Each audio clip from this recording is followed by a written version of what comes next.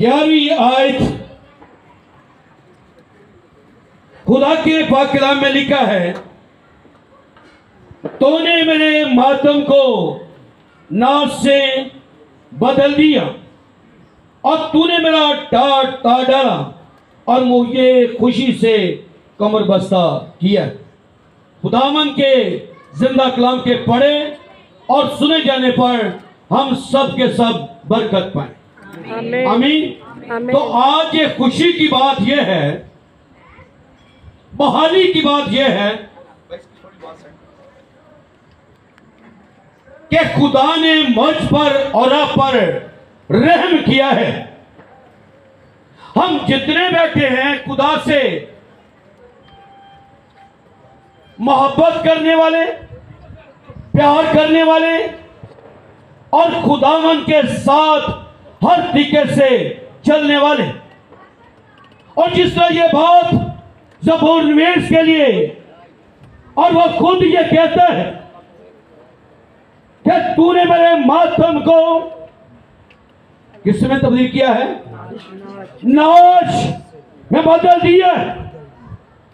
तो इससे बढ़कर अगर ये दाऊद बात कह रहा है तो मैं और आप इससे बढ़कर अपने खुदावन के हसूर शुक्रगुजारी की बात कहते हैं। और दिल शुक्रगुजारी से भरा हुआ है, दिल शहद मान है कि खुदा ने मेरे और आपके मातम को खुशी में बदला है। और हम तो गलियों में पहुंचों में घूमने वाले लोग थे, लेकिन ये खुदा का फसल मुझ पर और आप पर हुआ है कि खुदा ने मुझे और आपको हर उस दुख से, हर मातम से निकाला है। और निकालने वाला एक ही है जो खुदावंदों का खुदा और बादशाहों का बादशाह। आमीन।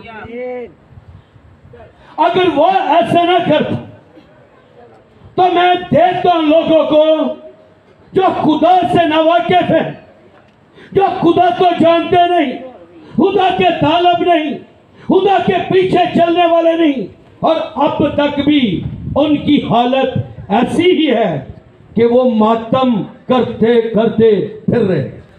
लेकिन कोई उनके मातम को, उनके गम को, उनकी मुसीबत को, उनकी हर एक प्रॉब्लम को कोई दूर करने वाला नहीं है। लेकिन जो खुदावन को पह लेता है, जो खुदा पर आंखें लगा लेता है, जो खुदा को अपना निजात दहिंदा मान लेता है, उसके लिए खुदा आसमानों से खुशी को जारी करता है, उसके माध्यम को दूर कर देता है। और हम सब यहाँ इसलिए जमा हुए हैं कि हम खुदा से बरकत पाए। आमीन। आमीन। और कौन कौन इस घर से आया है? आमीन। और जो नहीं आया वो नीचे हाथ रखे। जो बरकत के लिए नहीं आया वो अपना हाथ नीचे रखे। जो बरकत के लिए आया है वो अपने हाथ को जरा बुलंद कर। आमीन। दोनों हाथों, भाई जरा कैमरा पीछे घुमाएं, और दोनों हाथों, और दोनों हाथों को लहराएं जरा, और अब इसको शर्मिंदा करें और कहना शुरू करें कि हम बरकत पाने के लिए आए हैं। कहना शुरू करें, ऊंची ऊंची कहना शुरू करें, हम बरकत पाने के लिए आए हैं, हम बरकत पाने के लिए आए हैं, हम बरकत पाने के लिए आए हैं। आइए कहिए, और खुदा आपको बरकत देगा, खुदा आपको शतमनी अता करेगा, खुदा आपके बंधनों को तोड़ेगा, खुदा आपके चेहरे की रौनक बनेगी। और दाऊद ये कहता है कि खुदावन मेरे चेहरे की क्या है? रौनक है। खुदावन मेरे चेहरे क्या है? रौनक है। आमीन।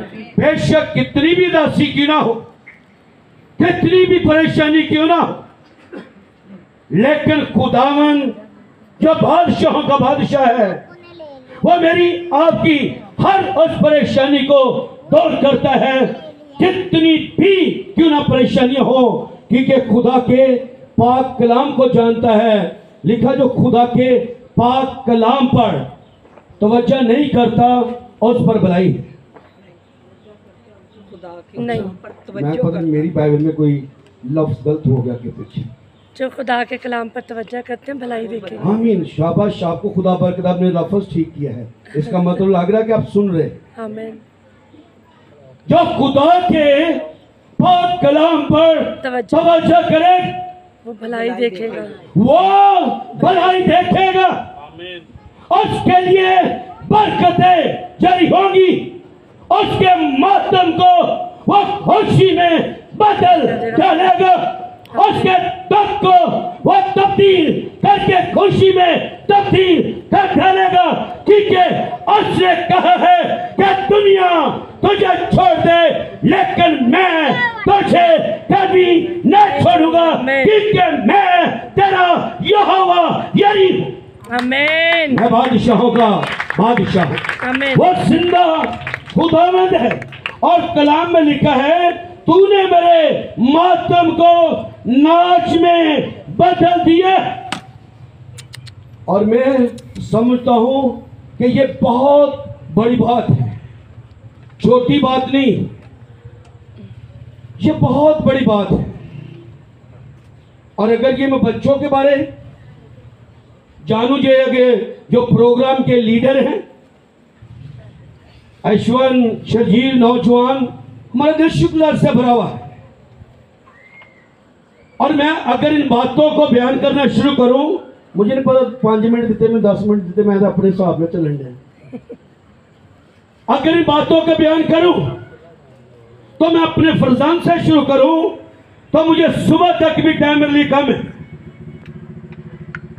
तेरे मातम को मैंने खुशी में बदल दिया। ये आज बाइबल का खादम है, आज ये जगह जगह जाता है, लेकिन इसके लिए हमें रोना बहुत पड़ा है, इसके लिए बहुत से आंसू बहाने पड़े।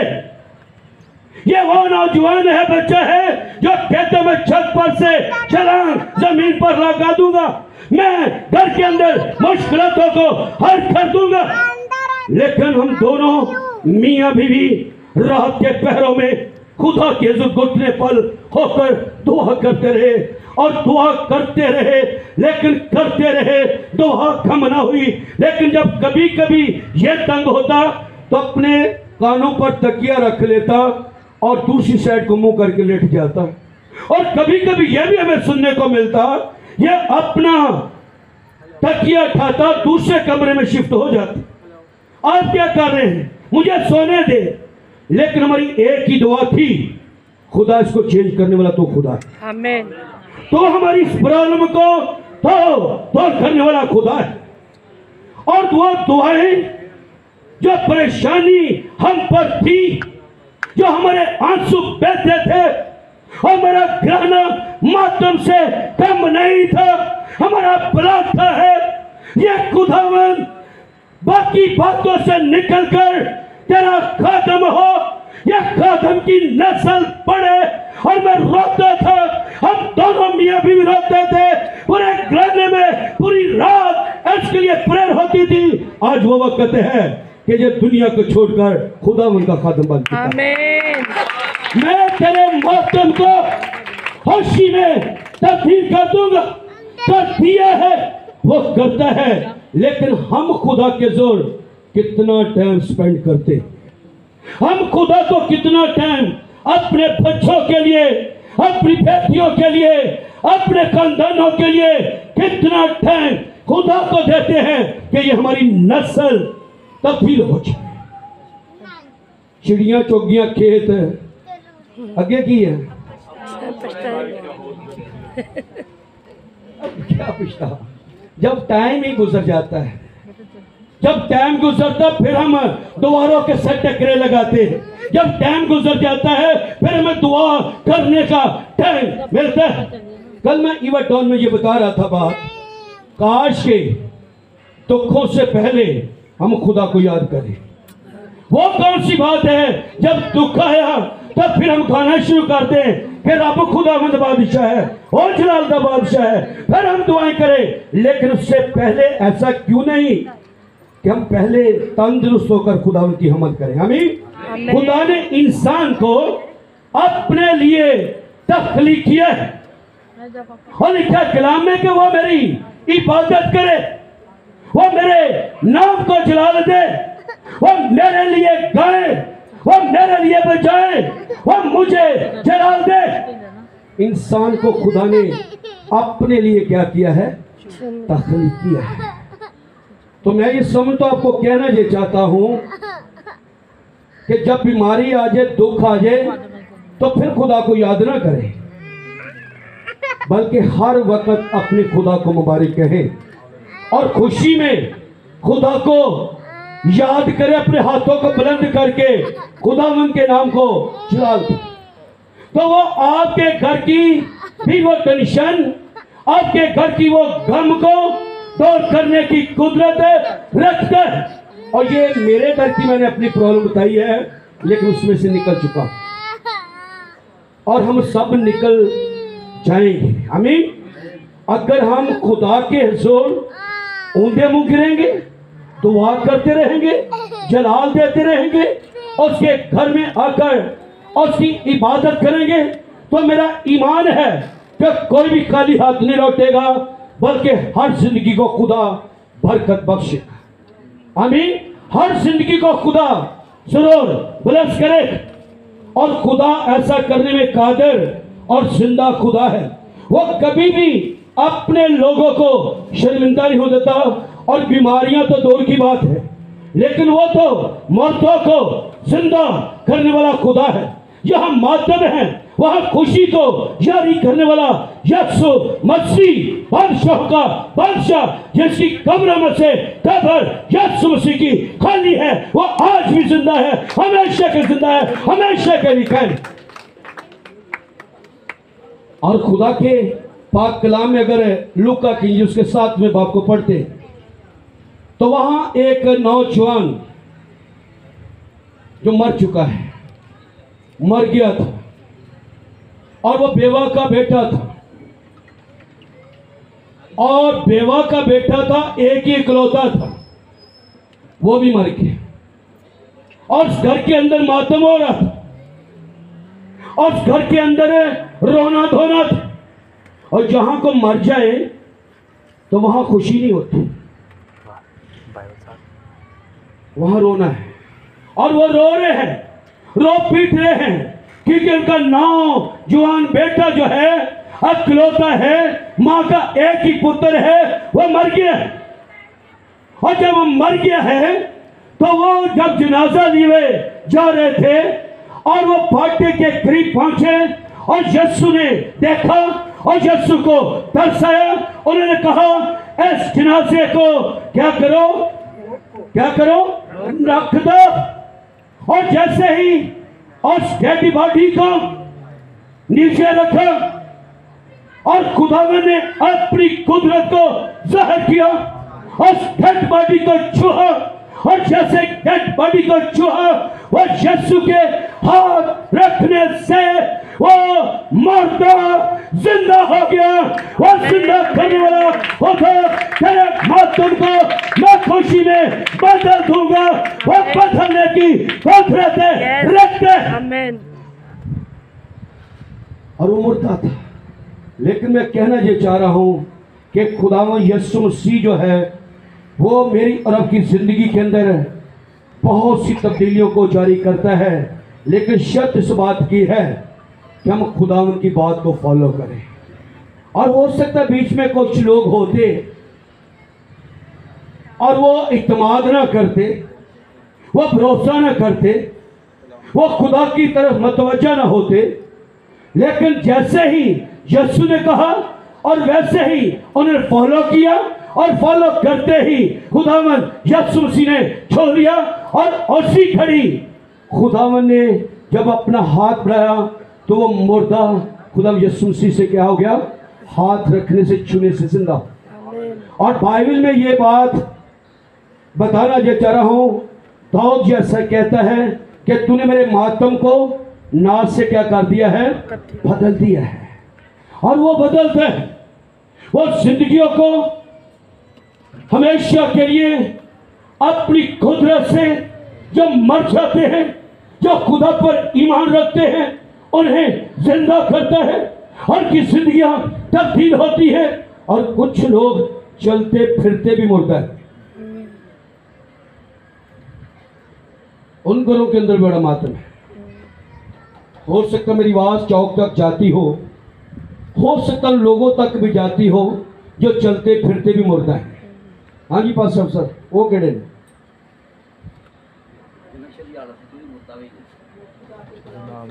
जो जो चलते फिरते तो नजर आते हैं, देखने को सांस नजर आते हैं,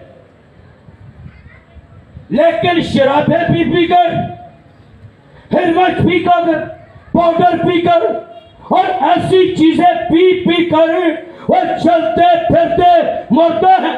उन्हें अपने सिसो कर्म का पता नहीं, उन्हें किसी खुदा के घर का पता नहीं, वो खुदा के पाक कलाम से वाकिफ नहीं कि खुदा के पाक कलाम में क्या लिखा है। खुदा का पाक कलाम कलाम अक़दस क्या फरमाता है कि वो सांस तो रखते हैं लेकिन चलते फिरते मरते हैं। लेकिन जिन घरानों पर बच्चों पर खुदा रहम कर दे और जिन पर खुदा को तरस आ जाए और खुदा उन्हें मुर्दापन से भी निकाल लेता है, उन्हें नई जिंदगी दे देता है। जो तौबा करके नई जिंदगी हासिल कर लेते हैं उनके लिए आसमान खुल जाता है। जमीन पर तो खुशी होती है लेकिन आसमान पर लाखों करोड़ों फरिश्ते क्या करते हैं? खुशी करते हैं। और मैं जब इस सुबह निकलता हूँ चौक से या दीगर बाहर देखता हूँ, मैं वाकई ही ऐसे नौजवानों को देखता हूँ, मेरे आंसू निकल आते। खुदावन इन्हें बचा दे, खुदा इनकी जिंदगियों के अंदर बड़े काम कर दे। और मैं बताना चाहता हूँ, आज भी सुबह नासिर कॉलोनी के सामने मैं अपनी गाड़ी का कुछ काम करा रहा था और एक शख्स आया, वो गुटखा खा रहा था वो मुस्लिम। लेकिन मुझे कहने के मुझे पता चला कि आप पास्टर मैक जी, आपको कैसे पता चला है? एक तो आपकी गाड़ी में क्रॉस लगा हुआ है, दूसरा जिससे आप गाड़ी ठीक करवा रहे हैं ये आपके बारे अक्सर कहता था, लेकिन अचानक आप आए हैं तो ये भी शख्स बैठा हुआ है। तो मैंने इसके बताया कि अचानक पास साहब आगे मैं आपकी मुलाकात कराता हूँ। एक गुटखा खाने वाला, अभी उससे बातचीत हो रही है, दूसरा खाने वाला आ गया और उसके साथ तीसरा भी आकर बैठ गया। 5 लोग बैठे और पांचों को पांचों गुटखा खाने वाले और नशा करने वाले। लेकिन जब मैंने पूछा भाई आप बात क्या करने चाहते, मुझे बताएं तो उससे क्या है? और कहने लगा पास साहब मेरे 4 बच्चे हैं और चंद साल पहले मेरी बीवी की डेथ हो गई, और जब डेथ का नाम लिया तो उसके आंखों से आंसू टपकने शुरू हो, और जब आंसू बहाना शुरू कर दिए तो मैं और रूह में होकर, रूह से भरकर कलाम को शेयर करना शुरू कर दिया। और जैसे कलाम को शेयर कर रहा था मैंने उसे कहा भाई अगर तेरा मुंह पाक हो जाए तो तेरा दिल भी पाक हो जाएगा, अगर तेरा दिल पाक हो जाए तो तेरा सर का पांव तक पाक के तलवा तक पाक हो जाएगा। बेशक तेरी बीवी दुनिया से चली गई है लेकिन आसमानों का खुदा कभी भी नहीं छोड़ता, बल्कि उसका हाथ तुझ पर बढ़ जाएगा। और मैंने अब वो आज़ादी से अंजील बयान की और 1-2 मौलाना भी भाई आकर बैठ गए। लेकिन हुआ क्या कि जब वो आंसू बह रहे थे और आंसू बहाते उठा और उससे जाकर पानी लिया और उसने कोली की और सारा गुटखा पान फेंक दिया। उसके पीछे पीछे दूसरा चला, उसने भी ऐसा ही किया, तीसरे भी किया, चौथे ने किया। और बिलीव कीजिए मैंने अपने कपड़ों को नहीं देखा, लेकिन मैंने खुदावन की इज्जत के लिए उस फर्श पर घुटने पल हो गया। खुदावन तो जलाली है। आमीन। तो जहाँ आता है वहाँ तब्दीली आती है, यहाँ जो आता है वहाँ लोग बरकत पाते हैं। हम वो कहीं से क्यों नहीं, वो कैसे क्यों नहीं, लेकिन तो छोले तो जिंदगियाँ तब्दील होती है, मातम जाते हैं, गम जाते हैं, मुसीबतें जाती है, क्योंकि तो शाफी है, यहोवा राफा है, तो शिफा देने वाला है, तो बरकत को जारी करने वाला है। और सुबह वो पांचों के पांचों मेरा ईमान है खुदा के घर में हो। कलाम बेतसीर नहीं लौटता, हमें कलाम बेतसीर नहीं लौटता। अगर कलाम आप बयान करेंगे और उसकी सच्चाइयों को बयान करना शुरू कर देंगे तो मेरा ईमान है कि खुदा बरकतों को जारी करेगा और खुदावंद मातम से निकाल खुशी में क्या कर देगा, बदल देगा। आमीन। वो गम को दूर करके आपके आंसुओं को पोंछ डालेगा। और ये खुदा का पाक कलाम है, और जो कलाम पर तवज्जो करेगा, क्या करेगा, भलाई देखेगा। जो कलाम पर तवज्जो करेगा वो भलाई देखेगा। आमीन। और उसकी जिंदगी के अंदर हर तरीके की बरकत जारी होगी। और अगर मैं मातम को ही बोलता रहूं तो मैं ये समझता हूं 3 घंटे बोल सकता हूं, लेकिन एक ही बात कहना चाहता हूं, जितने हम बैठे हैं मौज समेत, ये नहीं मैं कलाम आपको सुना रहा हूं, ये कलाम मेरे लिए भी है। ये नहीं कलाम मैं आप तक पहुंचा रहा हूं, ये कलाम मेरे खानदान के लिए भी है। ये कलाम सुनाने वाले के लिए पहले है। आमीन। और जो कलाम को अपनी जिंदगी में लेता है, मैं आज रात आपके लिए खुशखबरी को बयान कर रहा हूं। और